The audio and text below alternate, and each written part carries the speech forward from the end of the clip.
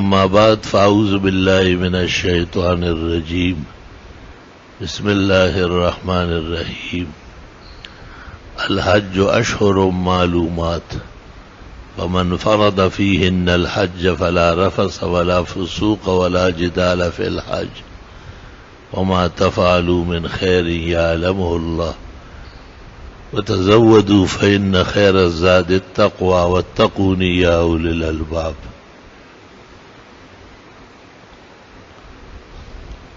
قال رسول اللہ صلی اللہ علیہ وسلم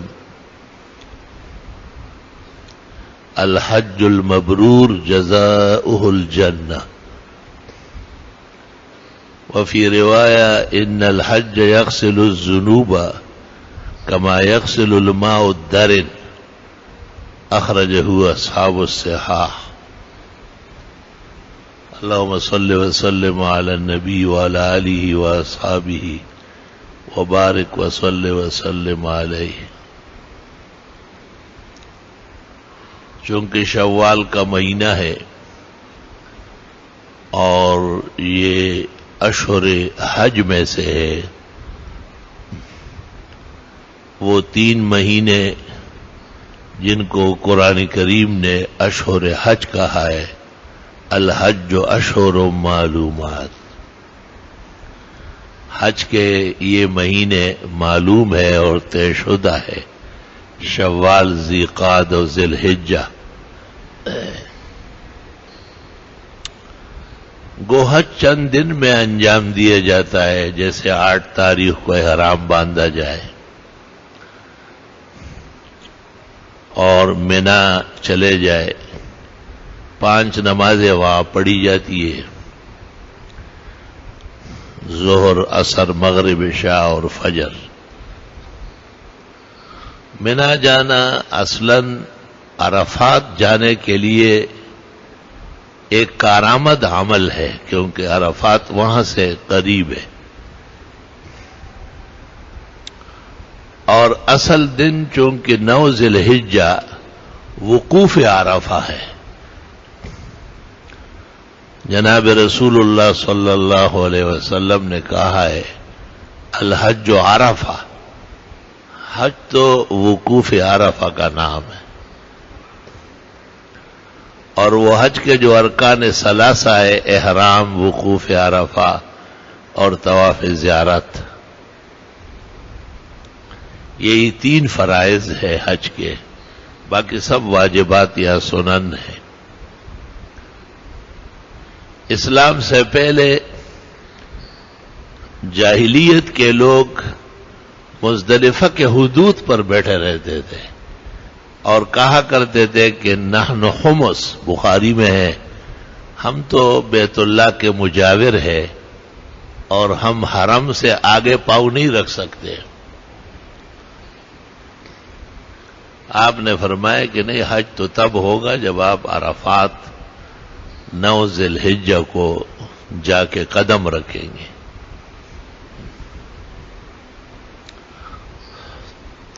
جاہلیت میں مناسک موجود تھے، حج بھی ہوتا تھا، عمرہ بھی ہوتا تھا، طواف بھی ہوتا تھا. قرآن کریم ان کی نماز کا ذکر کرتا ہے ایک جگہ.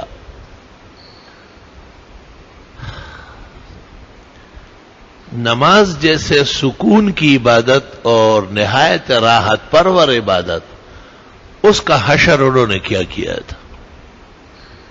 وما كان صلاته من البيت الا مكاء وتصديا. ان کی نماز کیا تھی حرم میں؟ سیٹیاں بجانا اور تالیاں بجانا. نماز میں جو اس قدر بے آرام اور منتشر ہو تو بقیہ عبادات اور طاعات کا کیا حال ہوگا؟ ایسی غلط فہمی کے شکار تھے کہ وہ سمجھتے تھے کہ ان کپڑوں کے ساتھ ہم باہر گناہ کرتے ہیں، بات چیت کرتے ہیں، اس میں غلط بات بھی ہو جاتی ہے، لہذا ان کپڑوں کے ساتھ طواف نہیں ہو سکتا، ننگے ہو کر طواف کرتے تھے. ہر کام بگڑا ہوا. نام رکھتے تھے دین کا اور ہوتی تھی پرلے درجے کی بے دینی. ہمارے زمانے کے اہل بدعت کو دیکھو نا، بزرگوں کو کیسے مانتے ہیں شرک کر کے، ان کی کرامت کیسے مانتے ہیں مشکل کشا مان کر. نام لیں گے کرامت کا اور مانیں گے الوہیت. بس یہ ان کی فوٹو سٹیٹ ہے، ڈپلیکیٹ ہے، ان کی شکلیں تھوڑی سی بدل گئی ہے. باقی حقیقت حال دیکھیں گے تو تعجب ہوگا آپ کو کہ مصطلحات کو بالکل تبدیل کیا گیا ہے، شرعی چیزوں کو غیر شرعی بنایا.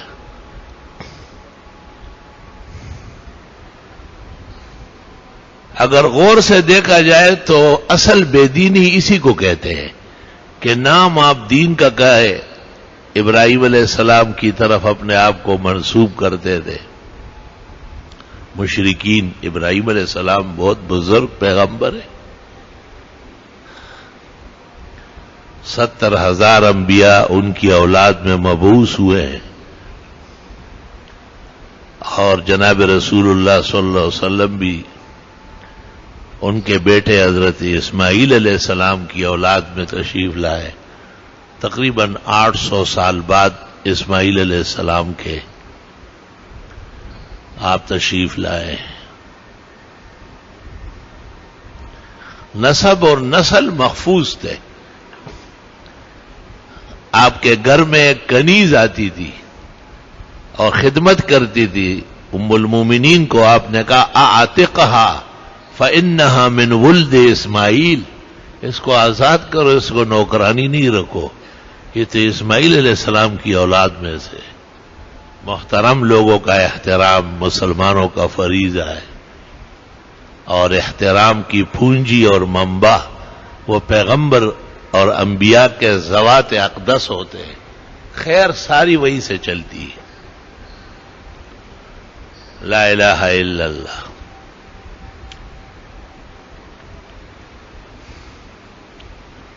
برہان الدین حلبی نے ایک واقعہ نقل کیا ہے.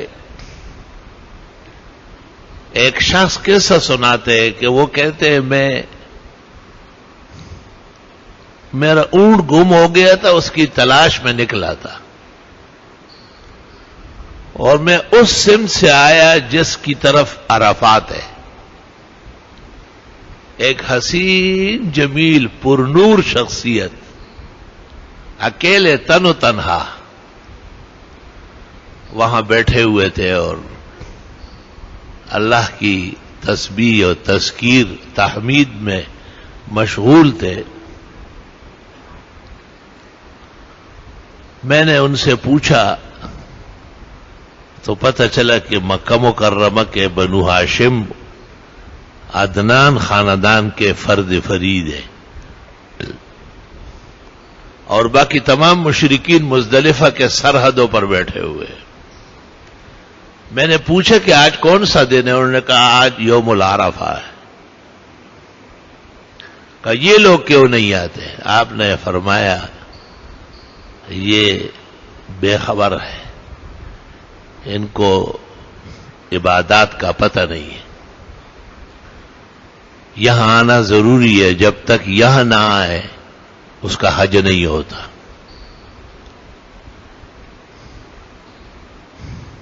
کہتے ہیں میں نے زندگی میں ایسا روشن چہرہ نہیں دیکھا تھا.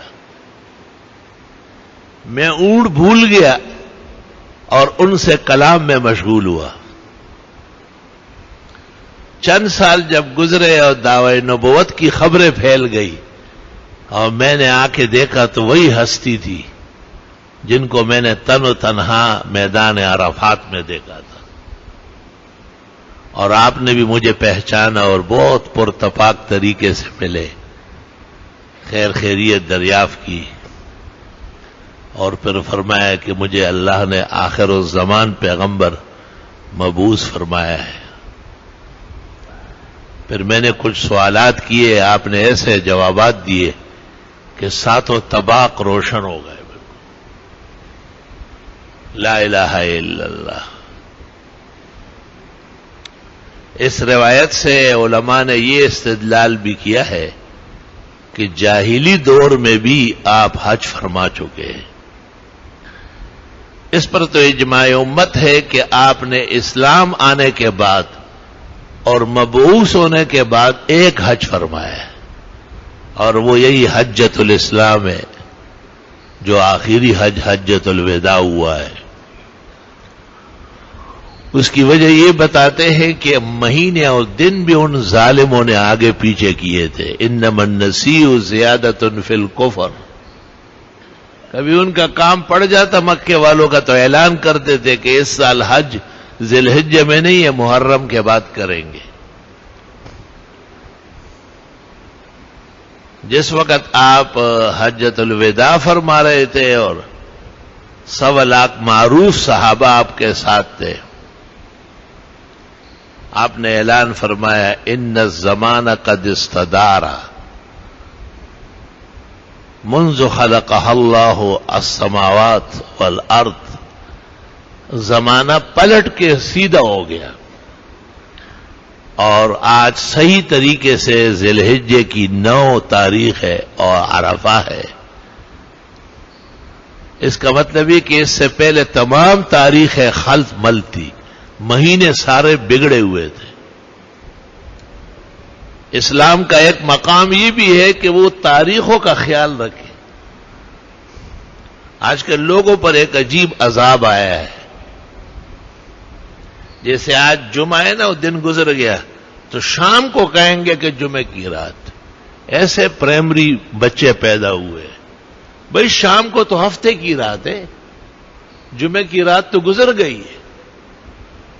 باقاعدہ بڑے بڑے موٹے موٹے لوگ ہوتے ہیں، ان کو ہمیں سمجھانا پڑتا ہے کہ یہ نہیں، اتوار کی رات کا مطلب یہ ہے کہ کل اتوار ہے تو آج رات اتوار کی ہے. یہ ہمارے زمانے میں اسلام اور مسلمانوں کے معاشرے میں کفر کے آثار پھیل رہے، بدخلقی کے بری عادات پھیل رہی. علماء دین ہر چیز سے بے خبر رہتے، یہ بہت نامناسب بات ہے.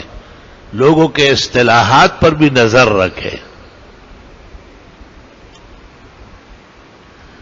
وہ جو حدیث شریف میں آیا ہے ابو داؤد میں، ایک شخص نے آپ کو کہا کہ لو شاء اللہ وشئتا، اللہ اور آپ چاہے. آپ نے کہا ہاں ایسا کوئی کہتا ہے؟ لو شاء اللہ لیفعل ما یفعل ثم شاء من شاء. اللہ چاہے تو سب کچھ ہوگا، کوئی اور چاہے یا نہ چاہے. یعنی خبردار کہ آپ نے میرا نام اللہ کے ساتھ لے لیا. جیسے جاہل کہتے اللہ اور رسول چاہے، اللہ اور رسول چاہے. اللہ تعالیٰ نظام کا مدبر اور منتظم ہے. یدبر الامر من السماء الى الارض. ایسے سینکڑوں باتیں جو ان کو سمجھانی پڑتی ہے. علماء دین کا فرض ہے کہ وہ اصطلاحات پر، دنوں پر، تاریخوں پر نظر رکھے اور خود بھی پابندی کرے. جب ان سے پوچھیں گے تو آپ کو جنوری فروری کہیں گے، حالانکہ علماء نے وضاحت کی ہے کہ اسلامی تاریخ یاد رکھنا واجب ہے. جیسے آپ سے کوئی پوچھے کہ آج کون سا دن ہے تو آپ کا آج جمعۃ المبارک ہے، آج شوال کی 11 ہے، 12 ہے. پھر اس کے بعد آپ کہے کہ جولائی کی یہ تاریخ ہے. وَيَسْأَلُونَكَ عَنِ الْأَهِلَّةِ قُلْ هِيَ مَوَاقِيتُ لِلنَّاسِ وَالْحَجِّ. اس کے ذیل میں ابو بکر جساس رازی نے احکام القرآن میں لکھا ہے کہ اسلامی مہینے اور تواریخ جاننا مسلمانوں کے اوپر واجب ہے.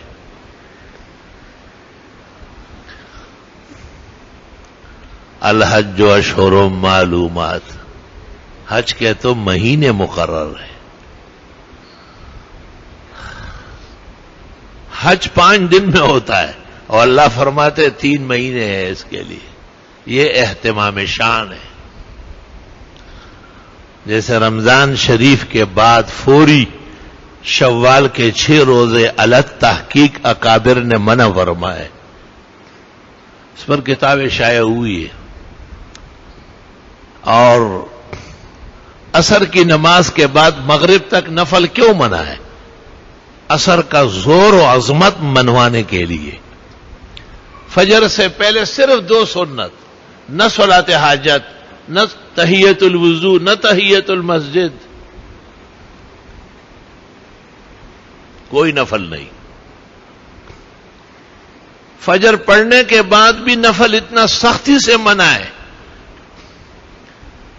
کہ جس صحابی نے فجر کے بعد 2 رکعت پڑھی، آپ نے ساتھ والے شخص کو کہا کہ میرے پاس لے آؤ، اور آپ نے بڑے تعجب سے پوچھا کیا صلاتان معاً، پڑھی ہوئی نماز دوبارہ؟ اس نے کہا نہیں حضرت، 2 سنتیں۔ آپ نے کہا فلا اذن، آئندہ یہ کام نہ کرنا۔ اس لیے امام اعظم ابو حنیفہ کے نزدیک اگر فجر کی دوسری رکعت کے رکوع تک بھی آنا ممکن ہے تو ذرا فاصلے سے کھڑے ہو کے سنتیں پڑھ لے، اور اگر فجر کی دوسری رکعت کا رکوع بھی نکل رہا ہے تو فرماتے ہیں کہ سنتوں کی حیثیت ختم ہو گئی ہے، اب فرض کی جماعت میں شرکت ضروری ہے۔ اصل مذہب حنفی میں نہ نماز کے بعد سنت ہے فجر کے وقت، اور نہ سورج نکلنے کے بعد ہے۔ قال الحسن ان صلاہما بعد ما طلعت الشمس فحسن۔ حسن ابن زیاد نے امام اعظم سے نقل کیا ہے کہ اگر سورج نکلنے کے بعد پڑھ لی 2 رکعت تو بہتر ہے۔ نفلوں کا وقت ہو گیا نا سورج نکلنے کے بعد۔ یہ ایک مثال دے رہا ہوں کہ فجر کو کتنی اہمیت حاصل ہے۔ نوافل آگے پیچھے سارے ہٹا دیے، خبردار کے نوافل پڑھ لیے۔ اللہ اللہ۔ ایک عالم سے پوچھا گیا کہ فجر کی سنتوں میں سورہ کافرون اور سورۃ اخلاص پڑھنا سنت ہے، جیسے ظہر کے بعد والی 2 میں، مغرب کے بعد والی 2 میں۔ میں سورۃ یاسین پڑھوں؟ تو اس عالم نے جواب دیا کہ ایک آدھ دفعہ تو ٹھیک ہے، لیکن یاد رکھنا کہ سنت بھولنا نہیں، یعنی پیغمبر کی جو عادت اور خصلت معروفہ ہے وہ سنت فجر مختصر پڑھنی ہے۔ آپ اتنا مختصر پڑھتے تھے کہ ام المومنین حضرت عائشہ نے کہا کہ حضرت فاتحہ بھی پڑھتے ہیں یا نہیں؟ تحاوی میں ہے کہ حضرت بی بی حیران ہو گئی۔ آپ نے کہا عائشہ یہ اس طرح پڑھی جاتی ہے۔ علماء کہتے ہیں چونکہ آپ کی عادت اتنی طویل پڑھنے کی تھی کہ آپ کے پیر مبارک کو ورم آ جاتا تھا۔ بخاری میں ہے حتی تورمت رجلاہ، آپ کے پیر مبارک زیادہ کھڑے ہونے سے سوج جاتے تھے۔ اللہ، تو جب آپ نے کافرون و اخلاص پڑھا تو ظاہر ہے تو اس کے مقابلے میں بہت چھوٹی ہے۔ بی بی صاحبہ کو اس لیے تعجب ہوا کہ حل قرافی عاملہ۔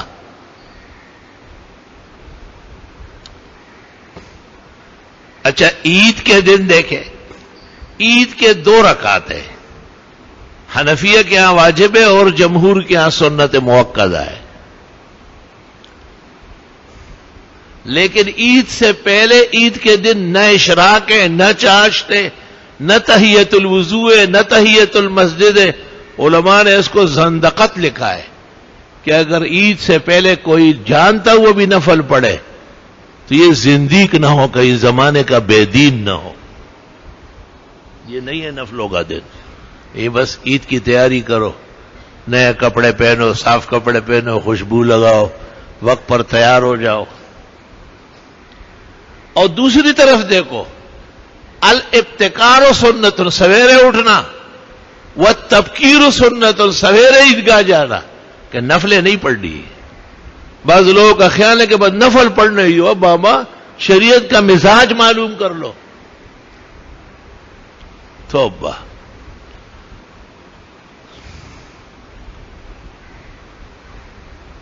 اور ہمارے جو بھائی لوگ ہیں وہ بھی عوام سے ڈر جاتے ہیں۔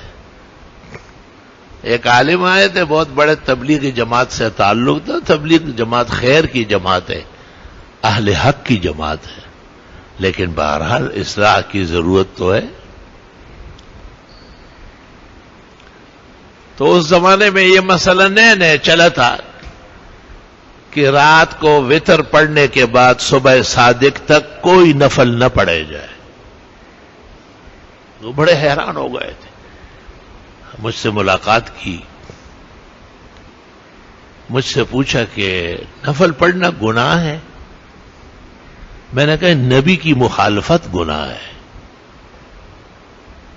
کہنے لگے مخالفت کہاں ہو رہی؟ میں نے کہا حدیث اصح فی الباب بخاری و مسلم کی, اجعلوا آخر صلاتکم باللیل وترن, رات کے آخری نماز وتر پڑھا کرو. آپ جب وتروں کے بعد نفل پڑھتے ہیں آپ اس پیغمبر کو جواب دیں گے قیامت کے دن. آپ نفل نہیں پڑھتے, آپ نبی کی مخالفت کرنا چاہتے. مجھے کہا ہے آپ سے پہلے کسی نے کہا ہے. میں نے کہا مولانا یوسف بنوری نے جز و ابواب الوتر لکھا ہے, شان ورشان کشف الستر لکھا ہے, اور امام اعظم سے وتروں کے بعد نفل منقول ہی نہیں ہے. منقول نہ ہونے کا مطلب یہ ہے کہ حضرت اس کے قائل نہیں تھے. افسوس یہ ہے کہ بہت سارے مسائل سے اہل علم بے خبر ہے. شیخ الاسلام ابن تیمیہ نے کہا ہے کہ دو چیزوں سے اسلام کو نقصان پہنچا ہے. ایک الجہل بالمسائل الشرعیہ, شرعی مسائل سے بے خبری, اور دوسرا لحاظ. یار خفا ہو جائے گا, خفا ہو جائے گا تو دیکھو مسجد سے کلب بنا ہوا ہے, لوگ ننگے سر بیٹھے رہتے. خفا نہ کرو انہیں تو نماز واجب الادا ہے.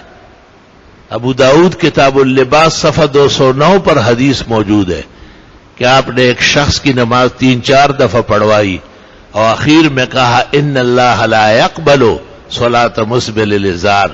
ایسے مرد کی نماز اللہ قبول ہی نہیں کرتا جس کے 5-6 ٹخنوں سے نیچے ہو. صاف ستھری ارشادات موجود ہے, کسی تعویل کی حاجت کیا ہے اس میں؟ ہم چونکہ کسی کو بھی نبی کے ساتھ نبوت میں شریک نہیں مانتے, ہمارا ایمان ہے کہ آپ خاتم النبیین بمانے اکمل الانبیاء والمرسلین ہیں. آپ شرائع مکمل کر کے تشریف لے گئے, بس جو آپ نے کہا ہے وہی دین ہے. اب کتنا آسان مسئلہ ہے کہ ایک آدمی نے رات کو وتر پڑھے فارغ ہو گیا, صبح صادق تک اس کے ذمہ نفل نہیں ہے, یہ متبع رسول ہے. اور ایک آدمی نے 20 رکعت پڑھ لی, یہ منحرف عن الرسول ہے, پیغمبر سے ہٹا ہوا آدمی. حق کیا ہے نبی کی مخالفت کرنے کا؟ فَلْيَحْذَرِ الَّذِينَ يُخَالِفُونَ عَنْ أَمْرِهِ, جو لوگ پیغمبر کے حکم کے خلاف کرتے اللہ کے عذاب سے ڈرے. لا الہ الا اللہ وحدہ لا شریک لہ. مسائل برحق ہے اور خوب فولاد سے زیادہ پختہ ہے, لیکن اپنوں کے ہاتھ سے مسکین اور یتیم ہو چکے ہیں. تو عید کے دن, عید سے پہلے جو نفل منع ہے, اشراق منع ہے, چاش منع ہے, مطلق نفل منع ہے, نہ گھر پر نہ مسجد میں اور نہ عیدگاہ میں. حنفی فقہ اس پر متفق ہے. عید کے بعد عیدگاہ یا مسجد جہاں عید پڑی گئی وہاں بددستور منع ہے. گھر جانے کے بعد تو گھنٹہ 2 گھنٹے کے بعد اور نظام شروع ہوتا ہے. تاہم کامل اولیاء نے کہا ہے کہ عید کے دن نوافلوں کا دن نہیں ہے, یہ کھانے پینے کا دن ہے. پیغمبر نے کہا ایام اکل و شرب و بیعال, بخاری. کھانے پینے کے دن ہے, خوش رہو, خوشی مناؤ. یظہر الفرح والانبساط, خوشیاں ظاہر کرو. حدیث میں ہے کہ حضرت دائم الحزن تھے, اور پھر فرماتے ہیں کہ دائم البشر تھے, دونوں متضاد ہیں. تو علماء کہتے ہیں آپ کا مقام اور مرتبہ تو غم کا تھا, آنے والے سارے حالات آپ کو معلوم تھے, لیکن امت کو خوش رکھنے کے لیے اور صحابہ کرام کی دل بستگی کے لیے آپ خوش خوش ظاہر ہوتے تھے. توبہ.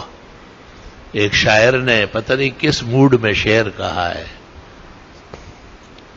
غم دنیا ہمیں نہ دیکھ کے ہم عادتاً مسکرا کے چلتے.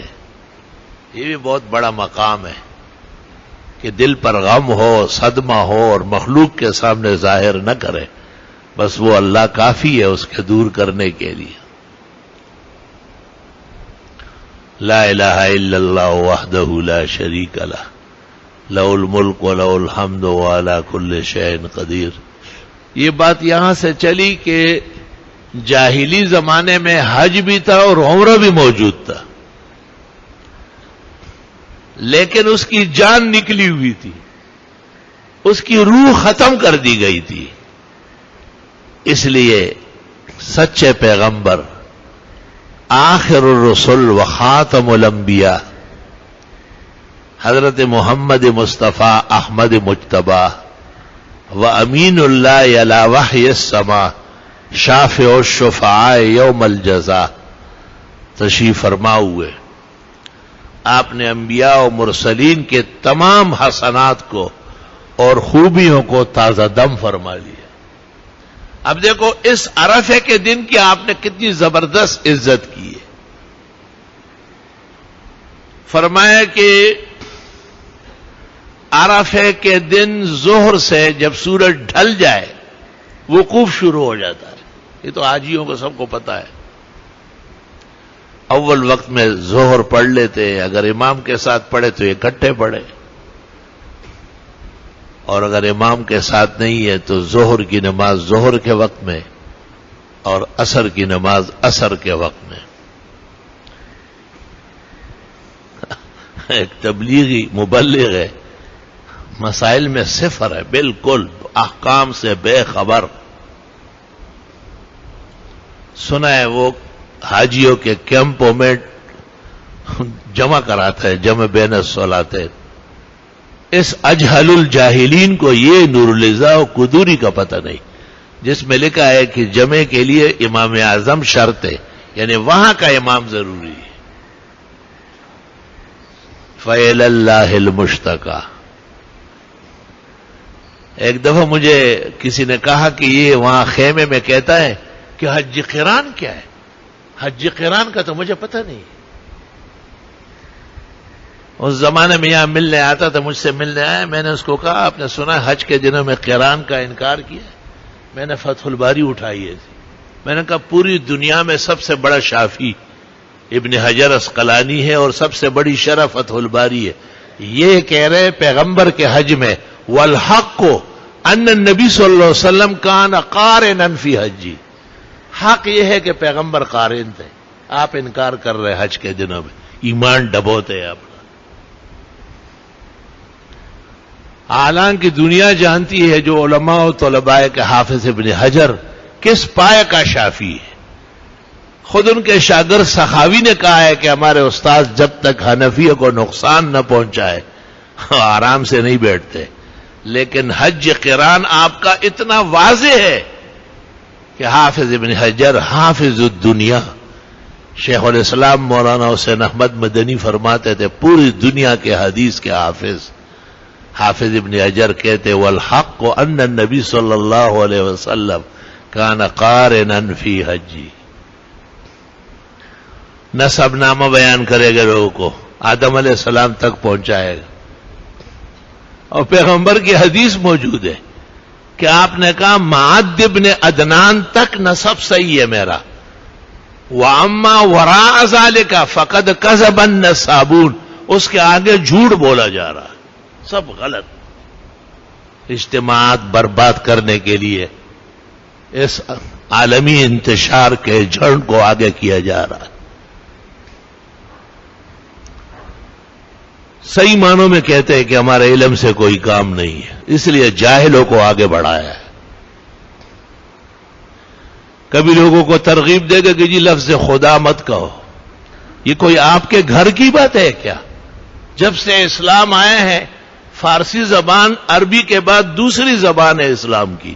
اور فارسی میں خدا کا لفظ رہا ہے جی.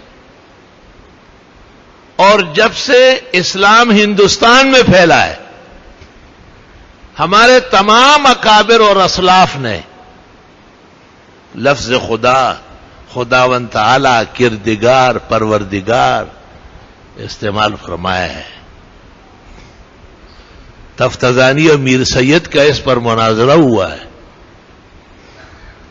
اور فیصلہ یہی ہوا ہے کہ اللہ تعالی کے لیے عجم زبان کا لفظ جس میں خدائی عظمت آ جائے، جیسے لفظ خدا آپ کسی سیٹ کو نہیں کہہ سکتے، نہ باپ کو کہہ سکتے نہ استاذ کو کہ یہ میرا خدا ہے. سب حیران ہو جائیں گے، دماغ خراب ہے. پتہ چل گیا کہ اس لفظ میں اللہ تعالی کی الوہیت کا اختصاص آ چکا ہے. الاحسن جو نکلا ہے اس میں بھرا پڑا ہے، ایک سوال کا جواب دیا ہے. یہ غلط سلط باتیں کرتا رہتا ہے. یہ فتنہ انکار حدیث کی سازش کا حصہ ہے. فتنہ انکار حدیث جو احادیث کو معاذ اللہ ڈکوسلا کہتے ہیں، اور امام بخاری، امام مسلم، ترمذی، نسائی، ابن ماجہ کل ائمہ حدیث کو عجمی سازشی کہتے ہیں. وہ یہ تو کہہ نہیں سکتے کہ آپ مولانا اشرف علی کو نہ مانیں، آپ مولانا رشید احمد گنگوئی کو نہ مانیں. کون اس بات کو سنے گا؟ وہ ایسا آپ کو داؤ رکھے گا کہ آپ کا نتیجہ وہی بنے گا کہ جی ان بزرگوں کو تو اللہ تعالیٰ کا پتہ نہیں تھا. یہ آیا ہوا ہے شاہدولہ، اس کو پتہ چل گیا.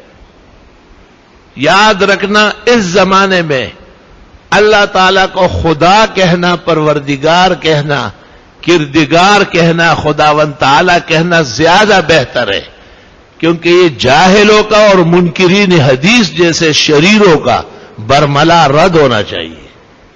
وہ ہمارے بزرگوں کے، ہمارے اسلاف کی اہانت کرنا چاہتے ہیں. یہ خطرناک قسم کی سازش ہے. ایک لفظ کے کئی معنی ہے، لیکن عیسیٰ علیہ السلام کے بارے میں ایک معنی علیحدہ ہے. 800 سال پہلے ایک مرتد اور ملحد نے 16 جلدوں میں کتاب لکھی اور اس ایک لفظ کو نقصان پہنچایا. شان ورشا جیسے وسیع النظر نے اس پر فوراً حملہ کیا، فرمایا یہ لفظ اس میں غلط ڈالا گیا. اس شخص کا عقیدہ خراب تھا اور یہ حضرت عیسیٰ علیہ السلام کو زندہ آسمان پر جانے والا نہیں مانتے تھے، بلکہ اس کا برا و گندا عقیدہ تھا. وہ سمجھتا تھا کہ عیسیٰ علیہ السلام مر چکے، معاذ اللہ استغفر اللہ. ہمارے عقائد میں ہے جو عیسیٰ علیہ السلام کو مرا ہوا کہے وہ کافر دنیا سے جائے گا، واجب القتل ہے. عیسیٰ علیہ السلام تو واحد پیغمبر ہے جنہیں اللہ نے زندہ تابندہ جسد انصری بشری وجود کے ساتھ تمام مقامات نبوت کے ساتھ آسمان پر اٹھایا ہے اور قرب قیامت میں تشریف لائیں گے. اس لیے مولانا انور شاہ نے ایک کتاب لکھی عقیدۃ الاسلام فی حیات عیسیٰ علیہ السلام. دوسری کتاب لکھی التصریح بما تواتر فی نزول المسیح. 250 احادیث نقل کی کہ یہ 250 احادیث بتا رہی ہے کہ حضرت عیسیٰ علیہ السلام زندہ تابندہ پہلی حیات اور نبوت کے ساتھ آسمان پر اٹھائے گئے، اور قرب قیامت میں جب امام مہدی کا زمانہ ہوگا حضرت فجر کی نماز میں مینار شرقی میں دمشق پر نزول فرمائیں گے. یہ مسلمانوں کے عقائد ہے. کبھی کبھی علماء دین کو، ہمارے بزرگوں، دوستوں کو ممبر و محراب سے عقائد سنانا چاہیے. عقیدے کی مثال ایسی ہے جیسے سونا، جیسے یاقوت، قیمتی ہیرا، اور باقی جتنی چیزیں ہیں وہ سکہ رائج الوقت ہے، کبھی ہوگا کبھی نہیں ہوگا، کہیں چلے گا کہیں نہیں چلے گا. لیکن سونا، یاقوت، ہیرا وہ ہمیشہ اپنی منڈی میں بلند و برتر ہوگا. اس لیے عقائد کی بہت شدید ضرورت ہے. امام ابن المنذر نے لکھا ہے کہ ہم جب چھوٹے تھے تو ہم کو اپنے بزرگ رات کو سوتے وقت عقائد یاد کرتے تھے. اس میں یہ بھی کہتے تھے کہ دیکھو انبیاء علیہ السلام فریضہ نبوت پورا کر کے تشریف لے گئے، لیکن ایک پیغمبر بنی اسرائیل کے حضرت عیسیٰ مسیح ابن مریم نہیں مرے، وہ زندہ آسمان پہ اٹھائے گئے. اور پھر اس کی تشریح کرتے تھے والد. یہ والدین ہوتے تھے، یہ نہیں ہوتے فرنی اور شیرمال کے بنے ہوئے جو بچوں سے زیادہ آوارے ہیں. اور ایک لڑکا مذاق کر رہا تھا، اس نے کہا یار افسوس کا مقام ہے، لوگوں کے بیٹے خراب ہوتے ہیں، ہمارا باپ خراب ہے. انا للہ و انا الیہ راجعون.